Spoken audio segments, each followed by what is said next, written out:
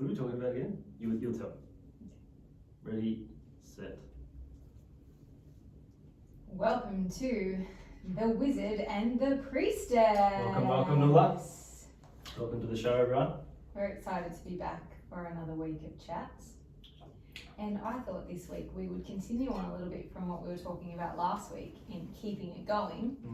And what I wanted to touch on, it's a little bit on that field, but more I wanted to touch on the fact that when we are kind of bringing this to you, we actually sort of want to remind you all that we didn't start here.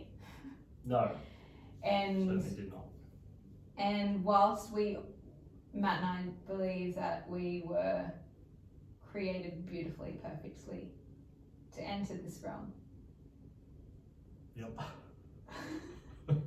Maybe not Matt, me. Definitely me though.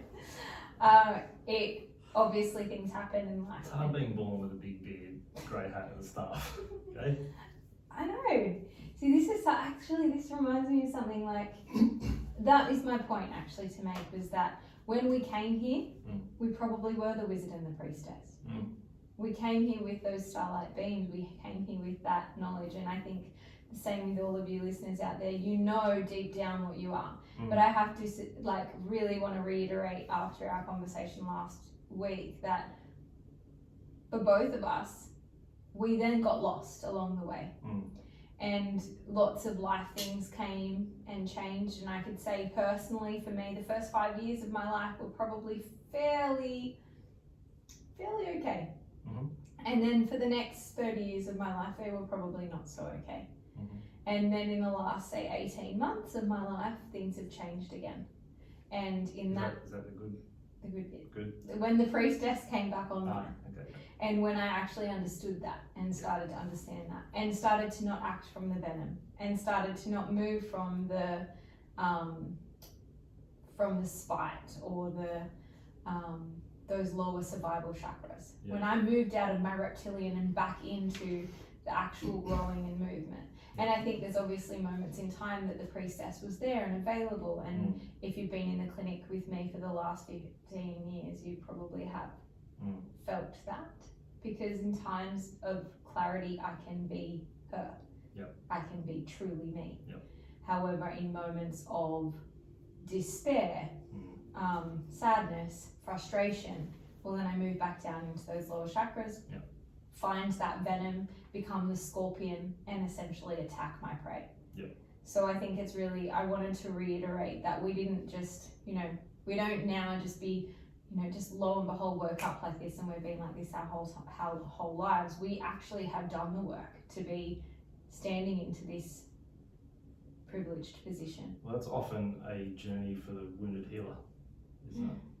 So that often people, they want to start helping people because they themselves have been through a crisis, and inevitably they've grown from that to such a degree that they then want to share that with others as a gift to the world. They want to help others heal that, especially what they've gone through. And what better tour guide to go through hell than someone who's been there. Yeah. And I think that's how I really like that, and how I don't personally resonate so much with that. However, it's probably very true. But for me, I feel like there has been a guidance underlying every motivation for me.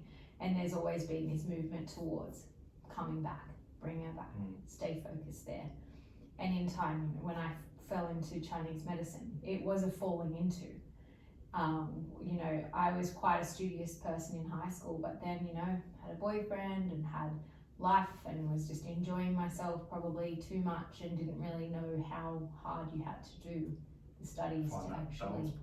Totally. So, but then again, I'm here because of that. I wouldn't have fallen into Chinese medicine in the way that I did had that not been, a secondhand choice. So in Chinese medicine, what's the concept of sort of pre-incarnation, or is there one? I'm actually reading a really beautiful book by Randine Lewis called The Birthing of the Tao, I think. Sorry, Randy, if you ever listen to this. But it is literally about that and the soul's carnation. Yep. And how the whole story of the book is about moving from the immaterial to material, moving from the non-being to being in the flash of light. And she references a lot the Big Bang and the Big Bang of life, and this idea. I'm going to segue a little bit here, but this idea that everything starts in darkness, but we have been so afraid of our shadow. We have been so afraid of the darkness within ourselves, but that is where life begins. It begins in the dark, and that it reminds us of, we all start in that place, and then we all get to blossom into light. But we have to remember that we are light and dark. We are both, and obviously for us now, we've gotten to this place where we're like, okay, I actually feel really solid in who I am and as I am, and feeling that way, everything becomes more easeful. Yeah. Well, it's also in a way, it's my experience with the studies I've done as well that resonate to me, that we make, pre-incarnation, we make soul contracts. Oh, that's right, yeah. So we make an agreement with another soul. Say we're at the soul bar before incarnating, having a good old chat. And then let's say you want to learn forgiveness for this lifetime. So you're going to need to incarnate and learn, or have the opportunity, you need someone to forgive. So you're going to make a contract with another soul, and they're going to break your heart, betray you, whatever they're going to do. And that's your opportunity to forgive. So you make the contract, then you have a rough idea or rough blueprint, if you will, of the life plan you want to go through. In order to do that, you need the necessary polarities and the personalities. So you pick your parents, because they've been through this, mum's been through this, dad's been through that. Create that necessary polarity.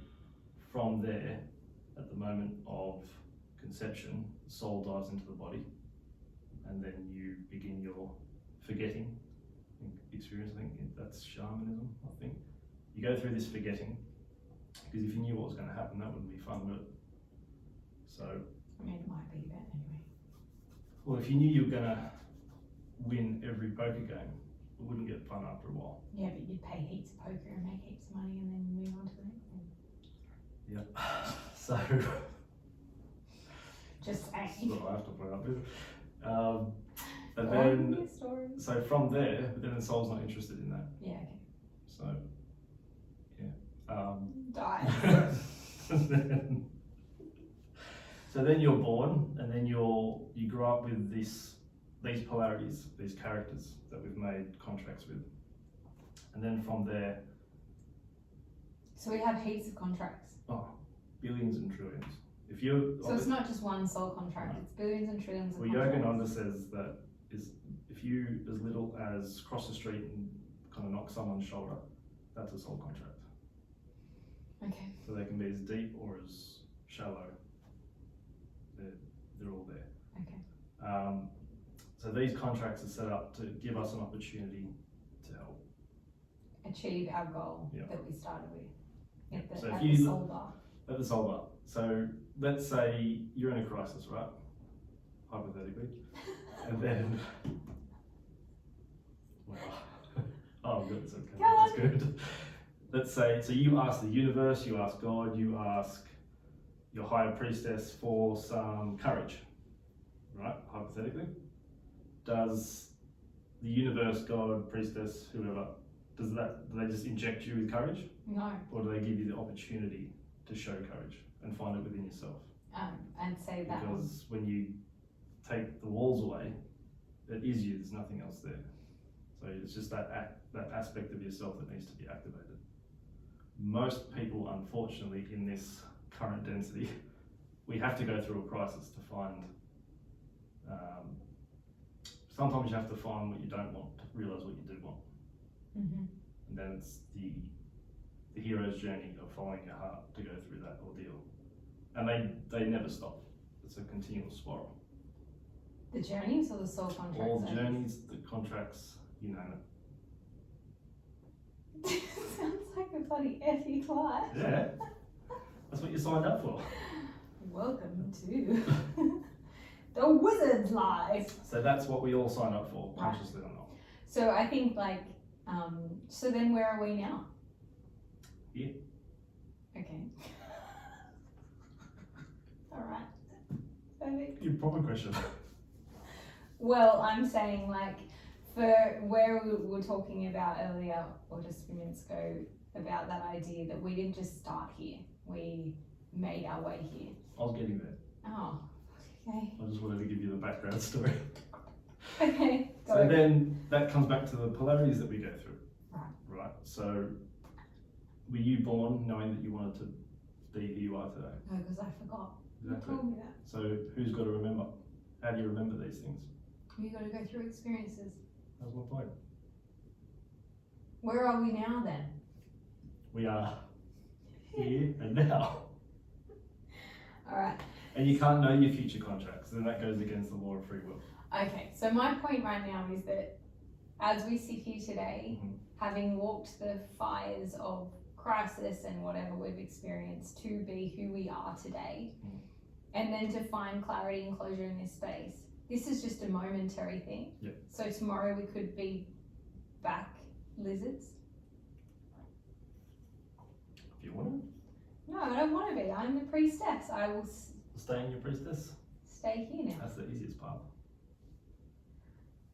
Path of least resistance. What were you saying the other week about letting go? Abraham? I'm just okay. I'm just trying to like wrap my head around. Like, am I about to go on another hero's journey and go down back into the spiral of life to figure out the next soul contract? Or I think you are in a degree because Oh. pregnant. That's a journey in itself. yeah, but like journeying through pregnancy as a priestess is just like catalytic. It's not. There's obviously Okay, I get you now. There's going to be some aspect of life. There will be a hero's journey at every point. Yeah, okay, absolutely. Matt.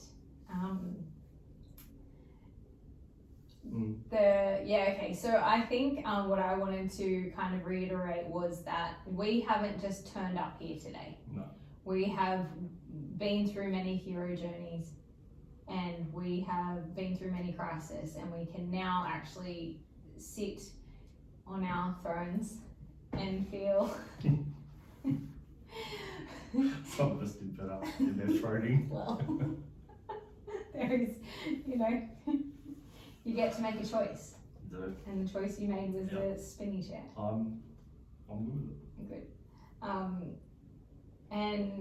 So I think just what I wanted to like touch on is just that reminder to really come back into yourself and be reminded that where you are is perfectly okay and actually perfect for who you are and as you are right now in this moment.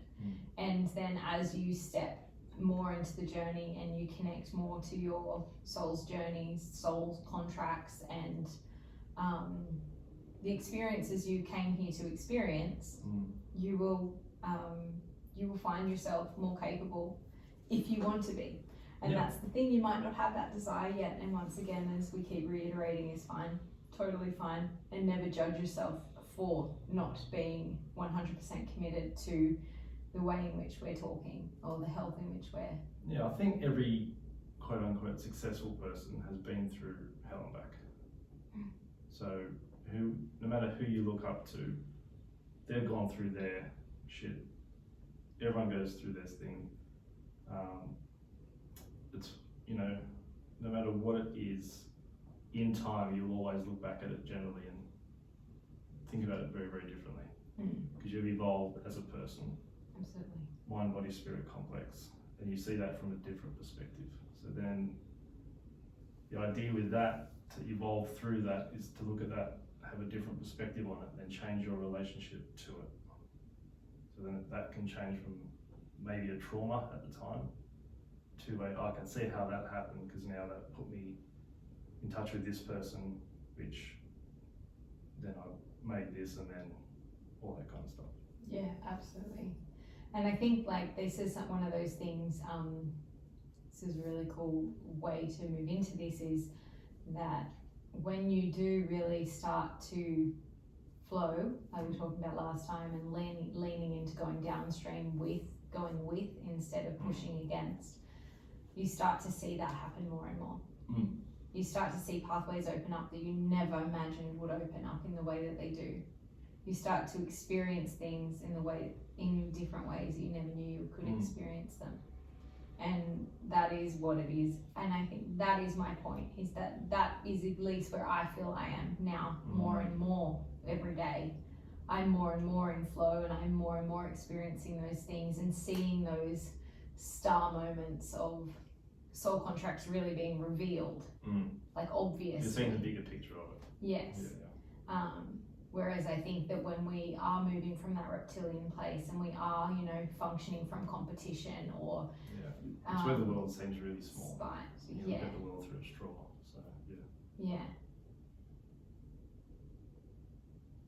Sorry, did I interrupt your flow? No. Not at all. Thought it's important to share. Straw. Yeah, so for me, with that journey, what you're explaining from your viewpoint, for me, it's moving through those times. And it's hard to do in the moment, right? So when you find that time to self-reflect, I see myself in the other person, place thing, because for me, you can't be separate from anything. Just became a True chair. story. All the materials that made the chair.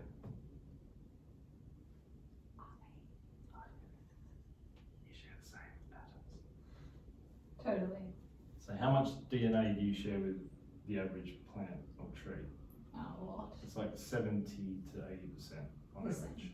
So there's that part of you. We've evolved through the animal kingdom, through the densities. We've also transcended and included that part of ourselves to who we are now. We're obviously not consciously aware of it most of the time.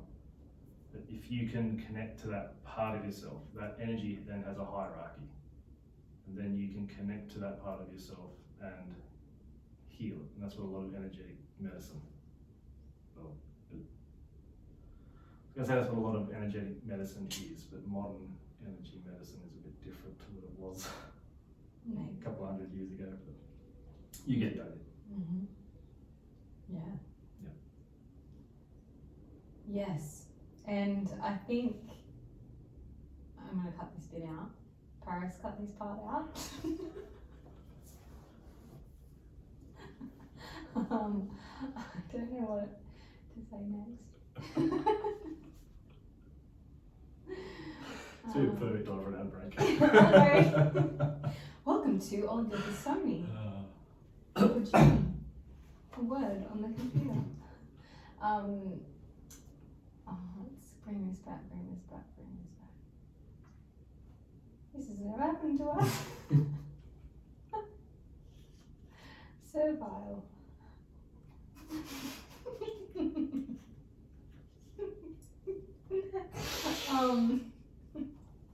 Hey, what were we talking about? You're talking about I've talked enough about. essentially don't let, where you are right now is perfect. So let's bring it back to that. Yeah. Okay. Thanks, Paris. Got it back in. Yeah, so where you are right now is Yeah. perfect as you are.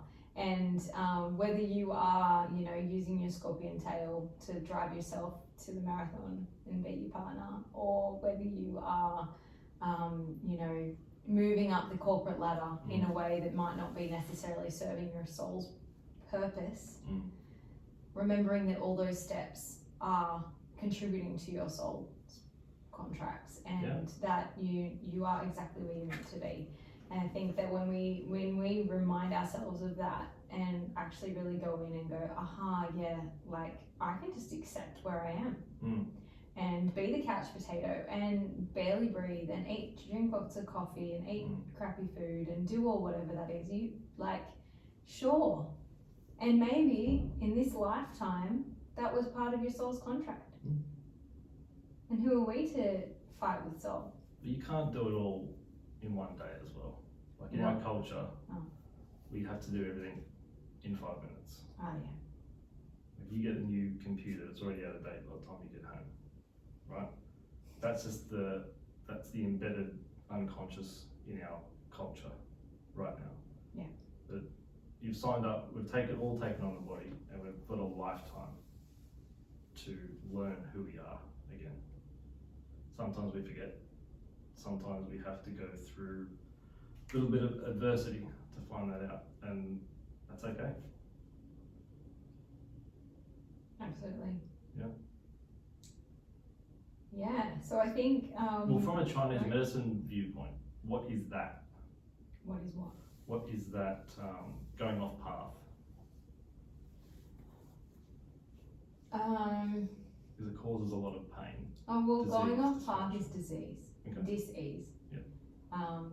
That is what that is. So, there would be this traditional idea of following the Tao, following the Tao.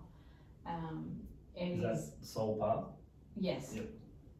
And so everything in life is created to move in that direction, and sort of similar to what you described as the soul contract. It is this is your Tao. This is the way. This is the way you move. That is what that means. Okay. And so when you move in the way, everything flows with you because you're moving in the way, and that is that centered, that heart-centered movement. When you move with soul, when you move from that space that actually ignites you, identifies you, moves you forward, propels you into the world in a way that feels, exhilarating in moments, contentment in others. And usually contentment is where that is.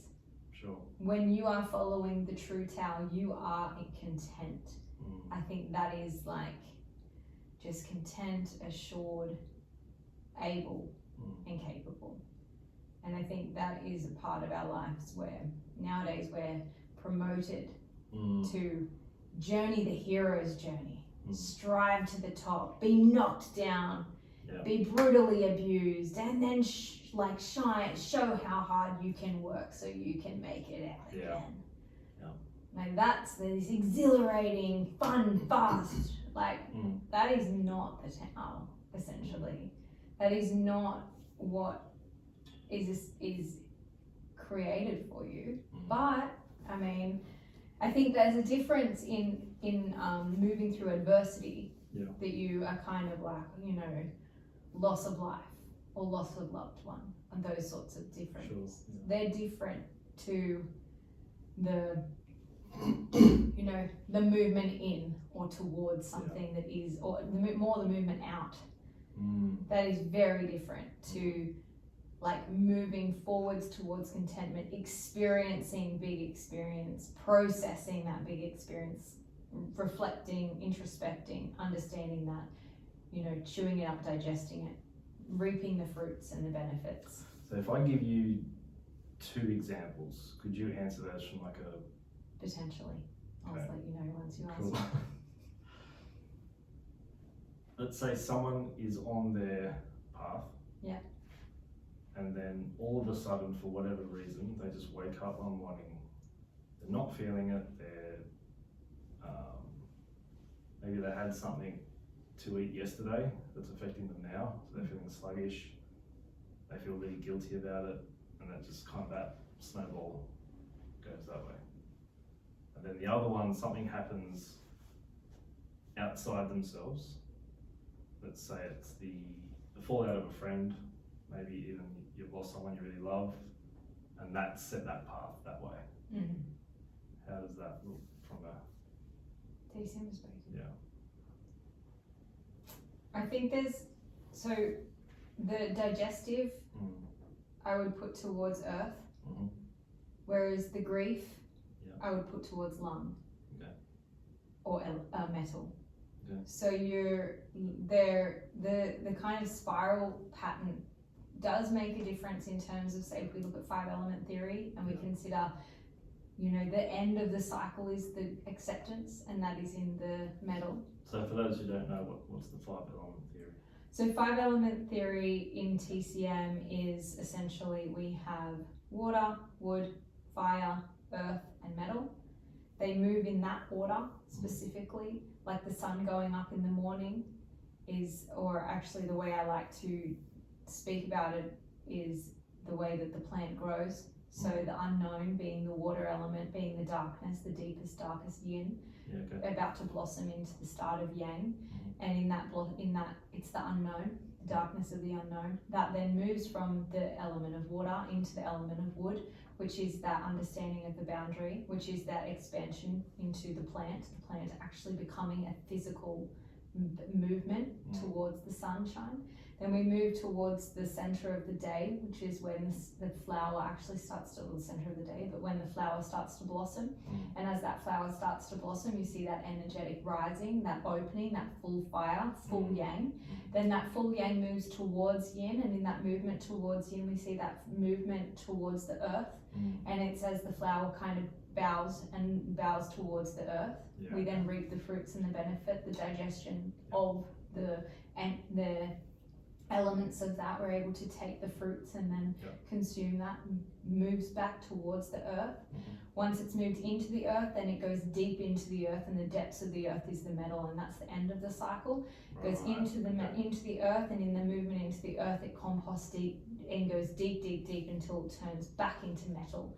And then that transforms again into the unknown, which is the seed inside the deepest part of yin. So that is the cycle that I've kind of functioned from. And so, for example, if you are stuck in a place anywhere on that cycle, essentially we want to complete the cycle. So with being stuck in a place, would that look like disease potentially? Yeah. And so what you just described, those two examples that you described, whether it is the kind of tumbleweed toward ate something, it didn't serve me, I'm now feeling sluggish and guilty, well then you're in that space of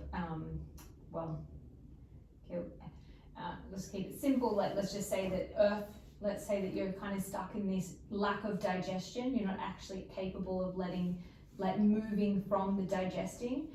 We see that a lot in our world of the overthinking and the thinking and like constantly dwelling and redwelling and never actually getting the fruit of what we're thinking about. And then we start thinking again. So we never actually just get stuck in that kind of, we're going around in this cycle instead of releasing that fruit, letting it go, moving it into the depths of the earth, taking its nutrients, and then allowing ourselves to be filled and refueled, and then allowing ourselves to accept what those fruits gave us, and then allowing ourselves to move into the unknown again. When you talk about someone who has kind of moved off the path in a sense that they've actually experienced something outside of themselves, a loved one has passed or something along those lines, that strikes straight away deep grief. And in experiencing grief, the way to move through that is to accept. But some people, we can stay in grief for long periods of time. And the only way is through, and everyone's process is obviously different, like the depths of those two falling off. The earth element falling off from a digestive tract perspective. Well, it could be just as deep, because if you literally lose all motivation from eating something poorly, then your system's probably poorly. But if you are experiencing something like life and death, then it is quite substantially different. However, I would have a mentor that would suggest that it's not much different. That is very similar. And the only way is through, and the only way is to process and accept, especially in terms of the grief, accepting that and allowing yourself to move forward. The idea that the soul is gone when the body and flesh is gone is a man-made substrate. It's not real. Now, I can't say that I can say these things now, but when you experience feelings and you experience that loss, that is a very different thing. But it is also, it can be that simple. And I say that with a lot of pinch of salt. A lot of salt.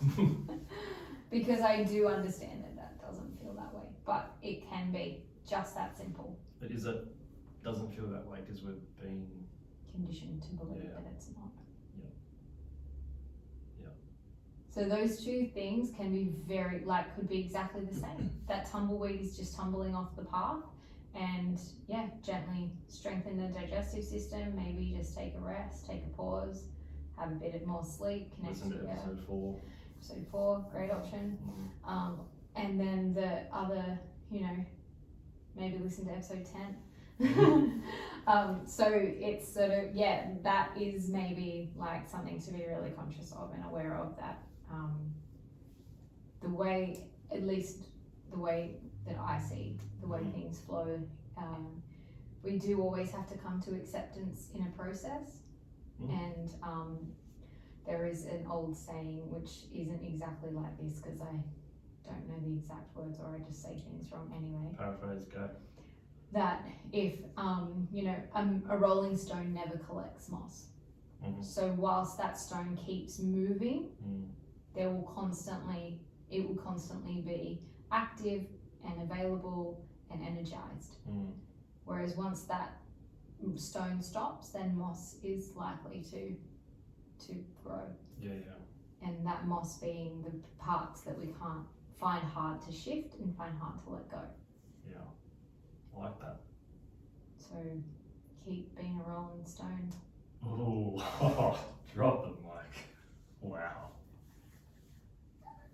I'm supposed to compete with that. Oh, I should have that. This is fucking phenomenal. The thing what came to my mind when you said about talking about the Rolling Stone was the quote by someone who said, should get that quote. Oh, it's going to annoy me now. We'll find it. No man ever steps in the same river twice. So that flow is always going. It's always continual. But if that flow stops and it becomes stagnant, then it invites essentially fungus into the water, and it becomes infected, and then it just gets nasty. Or just dies. So water, in that respect, would represent the flow of life.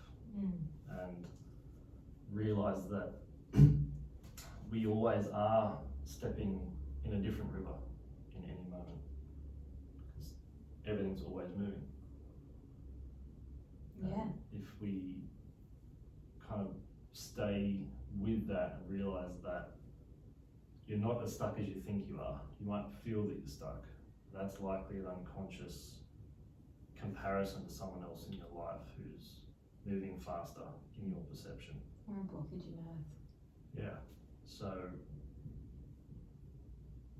in that case, for me, I would say things aren't always as bad as they appear, but we turn them into something monumental in our own mind.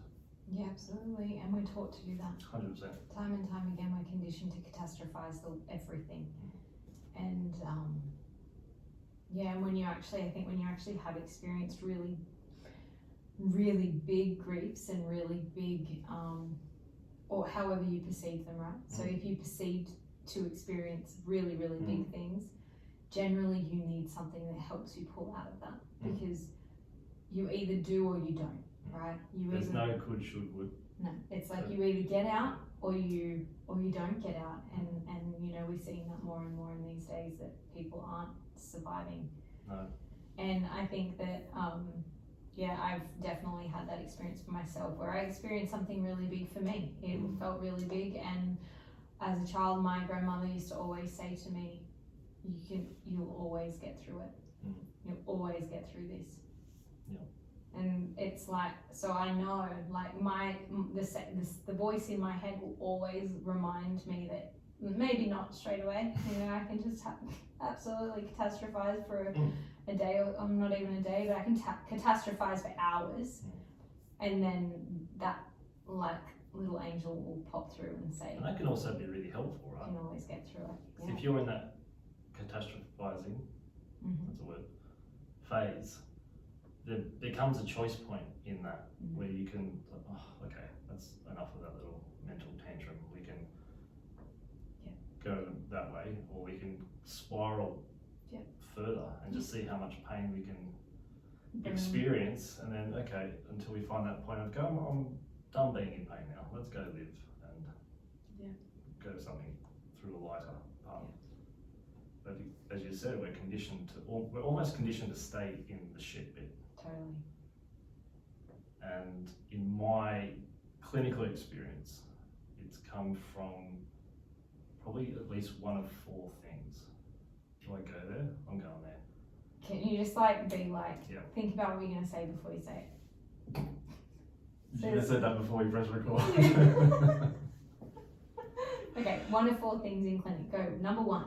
Unresolved issues from mum. Unresolved issues from mum is number 1. Number 2. Same with dad.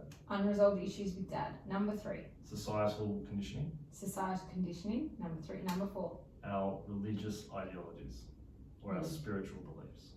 Spiritual beliefs. Yeah. Okay, so these that could 4 be, things are what you see in clinic to be the biggest factor in why people unconsciously love their symptoms. right. Okay, so like Because in that catastrophizing, someone might play victim. Mm. That, in their perception, might give them some sort of perceived power. Yeah. But the victim also, paradoxically, is the villain. Yeah. So if you play victim, you're playing victim to the world, and you're getting all the sympathy and all the whatever. But you're also villainising yourself. So a lot of people get stuck in that spiral as well. I see that all the time. Okay. And that's related to one of those 4 things. Unresolved drama with trauma. Similar. Yeah. Unresolved trauma with mum, unresolved trauma with dad, societal beliefs or conditions, and then your spiritual beliefs. Yeah. Okay. Because your spiritual beliefs navigate you through life. Whether you're a practicing spiritual worshipper or you practice a religion or not, it's drilled into us from a young age. Mm. And we wear that because in the first, I think, 7 years of our life, we're actually in a theta brainwave, which is technically hypnosis. So we absorb everything. Yeah. If you don't believe me, take your kid around who's under 7 and wait till you get cut off in traffic, see what comes out of your mouth, and then wait a while and see what comes out of their mouth. They're little sponges, as you would know. Well, I'm not allowed to babysit my niece. So it's only till we get to the ages of 7 to 12 we start actually our abstract thinking. And then from 12 onwards, we start developing the neurological capacity to take on someone else's idea and see both sides of the same story. But for that first 7 years, that's when a lot of mum stuff, a lot of dad stuff. If you were born into a religious family or a very spiritual home or a completely apathetic home, they are imprinted into your DNA through that time. And it's not until you go through that and experience the pain of that, you do have the tools in any given moment to have the capacity to see both sides of it. But according to psychological studies, 90% of adults don't graduate past who they were at the age of 12. Yeah, okay. So going through that as well requires some growing up. Totally. We're all functioning from our child selves, and I guess this brings us all full circle back to why the wizard and the priestess sit here today. Yeah. Is based upon the fact that we did graduate past 12, maybe 18 and a half. 22, or what's a good age?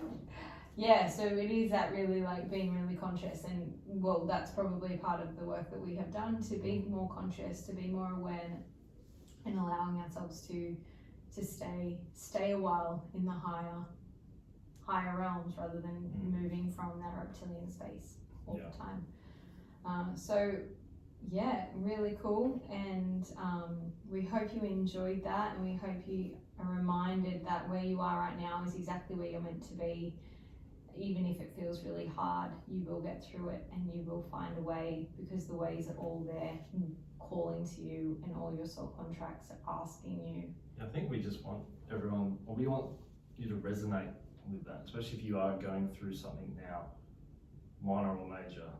There is a broader viewpoint on that, and you have the capacity to access that at any time. Sometimes it just requires a bit of stillness, sometimes it requires a bit of movement, sometimes it requires a certain acupuncture point. More than likely, a type of support. Yeah. Rather than That just comes back to your dream team. Absolutely. Okay, thank you for listening. We look forward to speaking to you again. See you guys, see you next week.